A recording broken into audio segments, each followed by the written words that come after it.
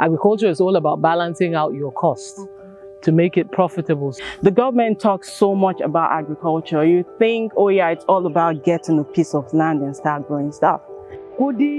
Money and food. If there is no food, there is no peace. And if there is no money, there is no peace.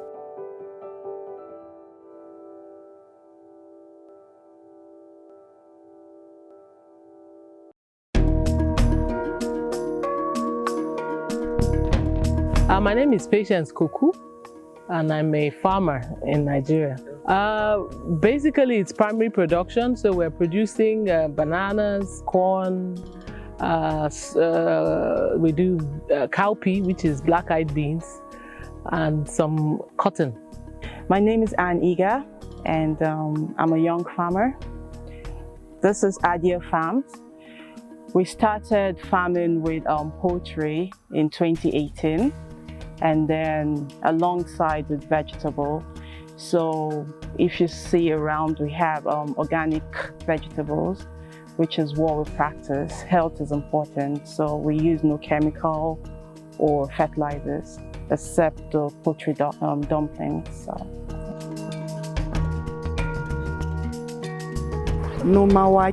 I farm beans, corn, soya beans, and groundnuts. All the staple food that we eat is what we grow.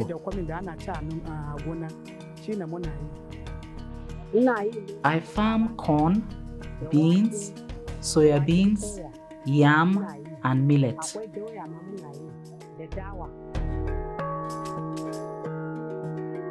Honestly, I can't tell you when I started farming. I've been farming since I was a child, and I've continued farming every single year. I'll continue till I get too old to go to the farm. Like they say, passion never dies. When we were younger, I and my sisters, our parents had the cottage farm, the backyard farm. So we grew things like groundnuts in Kaduna, groundnut beans, maize, and we actually use that instead of buying. So over time, I went to school in the United States, and when I came home in 2012 for my mandatory year of service, I got carried away looking for vegetables because I had this healthy lifestyle I was portraying, but I couldn't find the vegetable in Abuja here. We were ordering from Jos and Kaduna. I tried to grow kale, and it bloomed well. So I said, oh, okay. Been farming for a while, probably almost 15 years, I'd say. I really can't really say how I got here, but my husband was doing some farming, and then I was doing fashion. So I was doing a fashion business, importing stuff into Nigeria, and getting restless and looking for something new, and thought farming would be a good business. Having been an entrepreneur, I didn't realize what I was getting into. I thought it was a quick in and out, make some money and go kind of thing, but it turns out that it was a far cry from what I've ever done. I tell people it's the hardest thing I've ever done in my life, farming, but very fulfilling and happy to be doing it. I got married as a young girl and gave birth to one daughter who grew up and got married. She had 4 children, but unfortunately died during labor trying to have her 5th child. Now I have to farm to feed my 5 grandchildren. I've been farming since I was born, and after I got married, I continued. My husband does not come to the farm, so I have to work hard to ensure my children have food to eat. So every year, every day, I continue farming to ensure my children don't die from hunger. I get my seeds from the United States, and when I travel, I buy in bulk. So I grow my vegetable at home. That's where I have the nursery, and I take the long process. So we have the seedling tray where we plant the seeds. It takes about 7 days. We use compost. Compost I make myself from kitchen waste, fresh kitchen waste, vegetable, fruits. We compost it for maybe 6 to 3 months. 6 weeks to 3 months, and then we use that with peat, which is coconut shavings. So it takes about 7 days to grow, to sprout. And then when it sprouts, we now transplant into cups, which is what you see back there. We transplant into cups and leave it for another 7 days and then bring it to the farm here. And then for the poultry, I get them from day old. So when they come, they're chicks, we give them anti-stress, glucose and paraffin, liquid paraffin, and to get them active for a few days. I try to practice organic with them also, but you cannot skip their vaccination. So we do the vaccination for the first 4 weeks, and afterwards it's organic. We give them garlic and water, bitter leaf, and ginger, black pepper. We mix in their food and all of that. These are at various stages of growth right now. Banana is a very water-loving plant, so we irrigate them. So we have drip irrigation. This conserves water, and we have the solar panels over there, so we power to try and reduce cost. Agriculture is all about balancing out your cost to make it profitable. You can see that these were transplanted in the dry season, so it was very challenging. Getting them enough water, you have irregular growths. Tissue culture is usually a very uniform and standard growth is what you should expect. So we have them at different stages of growth because of the water challenges. But we have some that are already fruiting. Yeah, so they started fruiting, and so we're hoping for rain. The rain is very delayed this year, but we're hoping that the rain picks up. Our farming season takes a period of 6 months, usually between June and November. After planting, we remove weeds regularly and add fertilizers to increase the yield.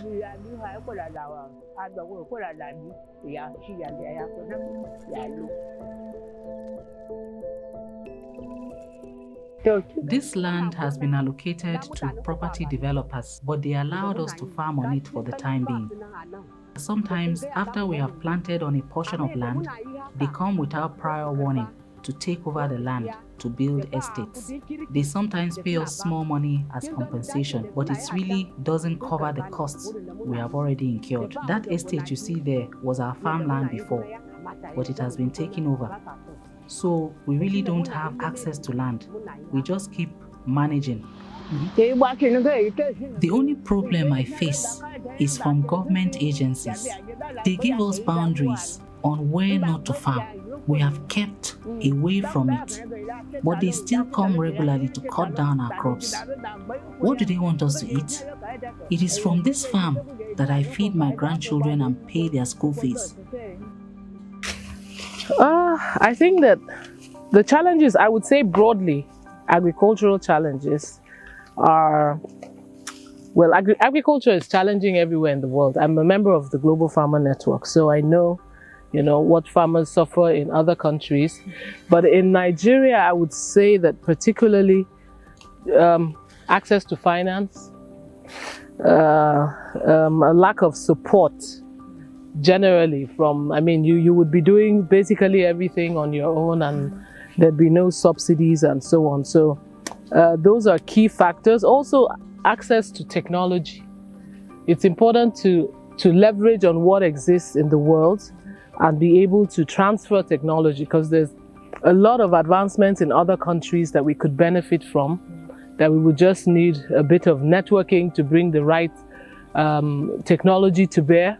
And so right from mechanization through production, all the way, even in terms of seeds as well. There's advancements with seeds. We've tried out on our field the new BT cotton, and cowpea. Those are definitely going to solve the challenges we have in our cotton industry.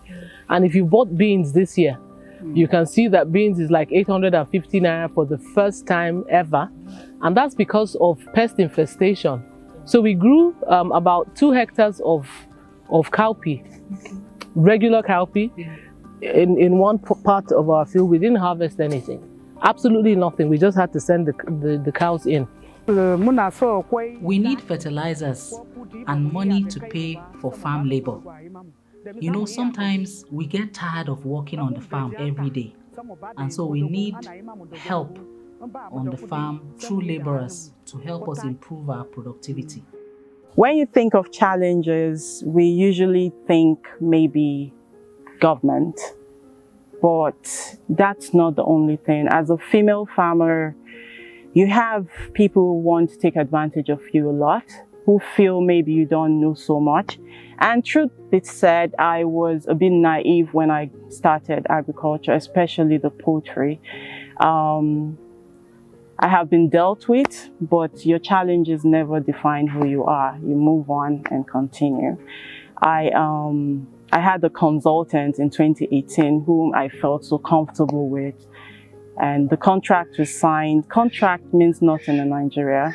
The contract was signed, had about 6 months agreement where he will raise from day 0 to 6 months and then hand them over to me in my farm, and then I was still paying him.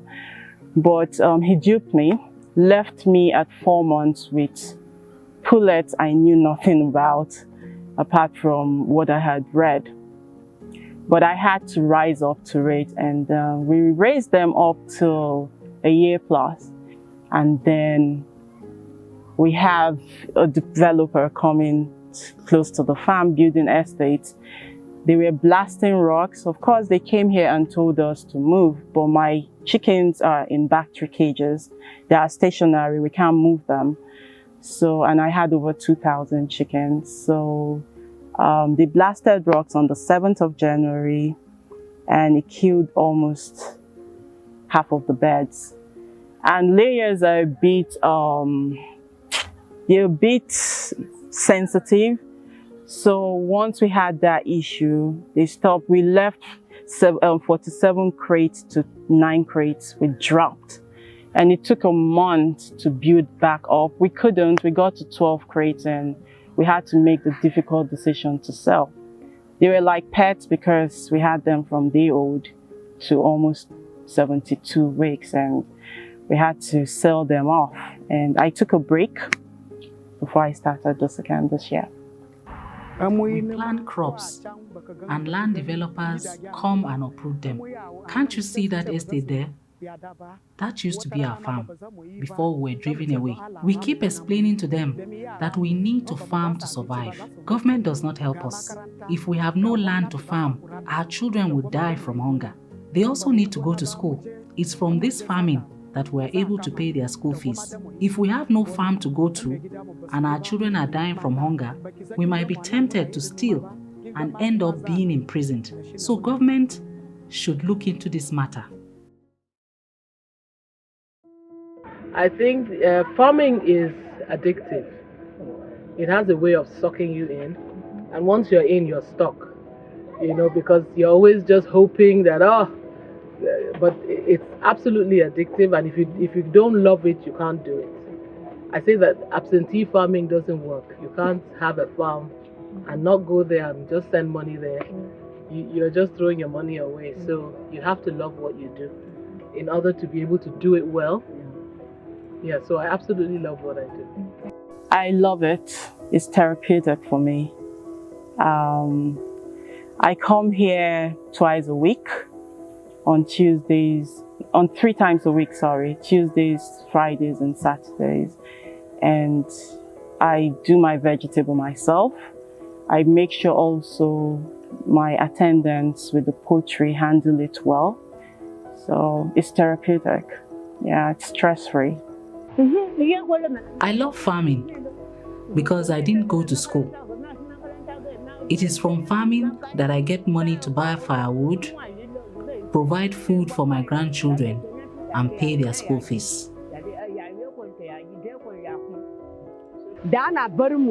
If only we could be allowed to farm without any hindrances, we would be able to feed our family without challenges. Some years, when we are lucky, we harvest up to 3 bags of soya beans from this farm. Each bag is about 100 kilograms. We make enough money from the sale of this soya bean to pay for our children's school fees.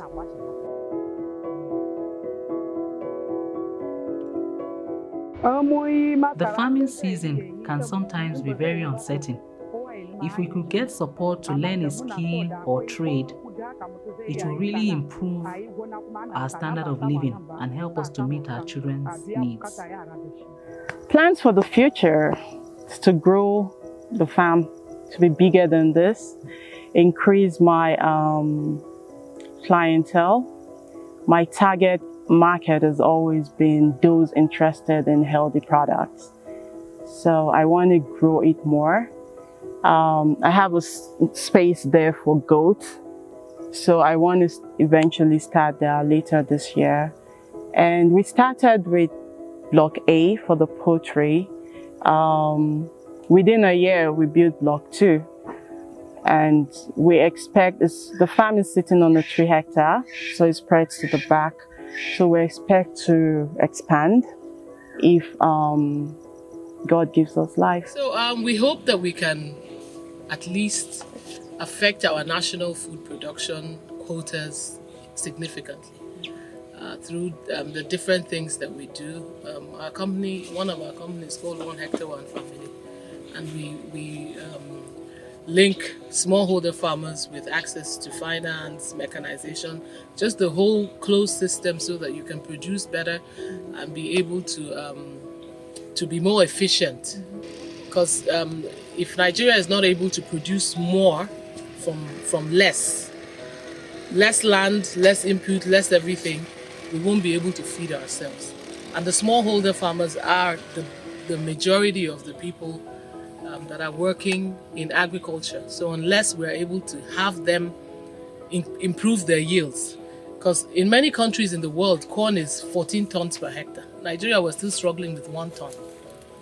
So I foresee a future where we can transfer some of the knowledge that we have to other people to be able to help them improve their yields. We hope that we can also leverage on the export markets. Nigeria is struggling with dollar and offering naira for dollar inflow, when we could easily invest in agriculture that is short term and will be able to increase exports. So we hope that we can also leverage on that and be able to, at some point, be able to export bananas, vegetables, and even avocados. What is my future plan if not to have food? If you don't have food, can you have life? If you have no food, won't you die? So I pray to be able to have food and money to meet my needs. If I have no food, I of course have no life. And without food, there will be no peace in the land. If there is also no money, there will be no peace.